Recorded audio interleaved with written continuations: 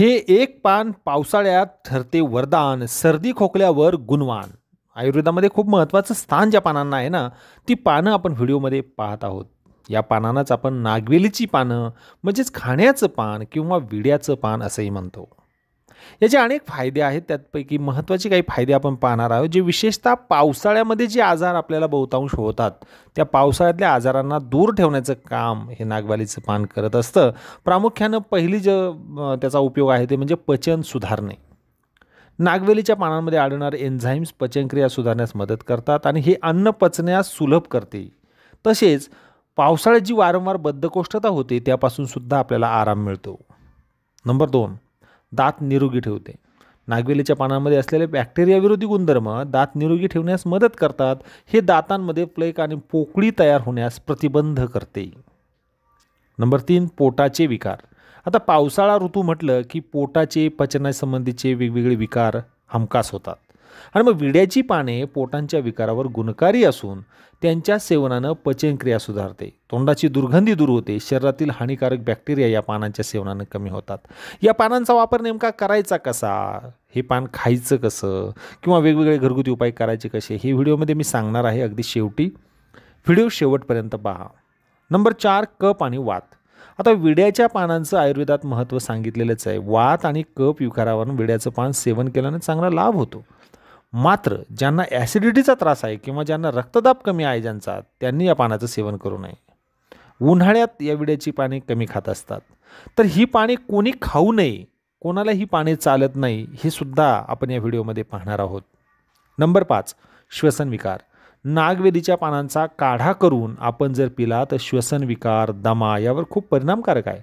तसेच तिळाचं तेल या पानाला लावून हे पान जरासं गरम करून ते कोमट झाल्यावर लहान मुलांच्या छातीवर जर ठेवलं तर लहान मुलांचा जो कफ आहे, विशेषतः पावसाळ्यात जो वारंवार सर्दी, पडसं, ताप, कफ होतो, तो कफ झटक्यात नाहीसा होतो आणि त्यामुळं पुढील जे निमोनिया वगैरे आहेत त्या आजारांना आपण दूर ठेवण्यात यशस्वी होत असतो.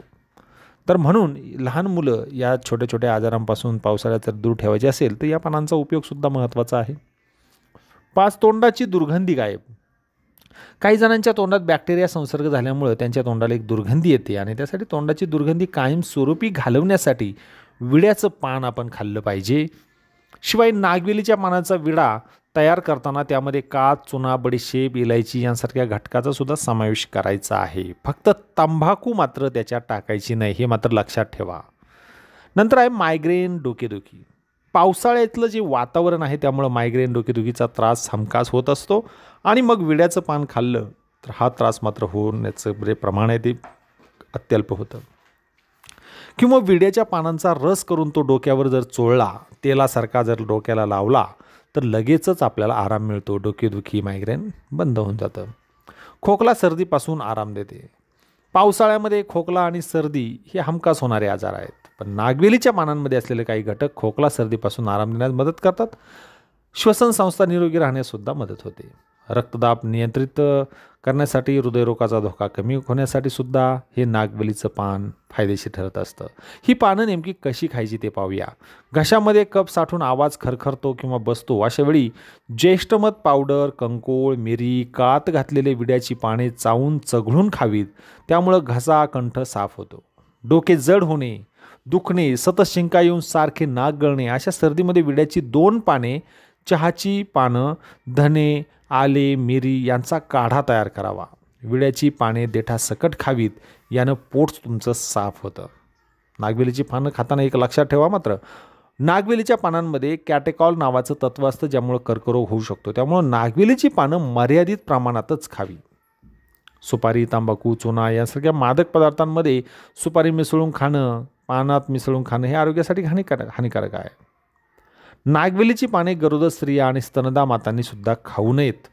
नागवेलीची पाने अनेक आरोग्य फायद्यांनी परिपूर्ण आहे, परंतु सेवन मर्यादित प्रमाणातच केली पाहिजे. अंमली पदार्थ मिसळून नागवेलीचे पान खाणं हे आरोग्यासाठी हानिकारक आहे, हे सुद्धा लक्षात असू द्या.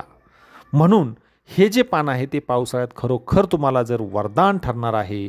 सर्दी, खोकला आणि पावसाळ्यात होणारे हमखास जे आजार आहेत त्या आजारांपासून तुम्ही दूर राहणार आहात. तर मंडळी, हा व्हिडिओ तुम्हाला आवडला, उपयुक्त वाटला तर गरजवंतांपर्यंत शेअर करा. पुन्हा भेटणार आहोत आपण नवीन व्हिडिओत नवीन माहितीसह. तोपर्यंत नमस्कार.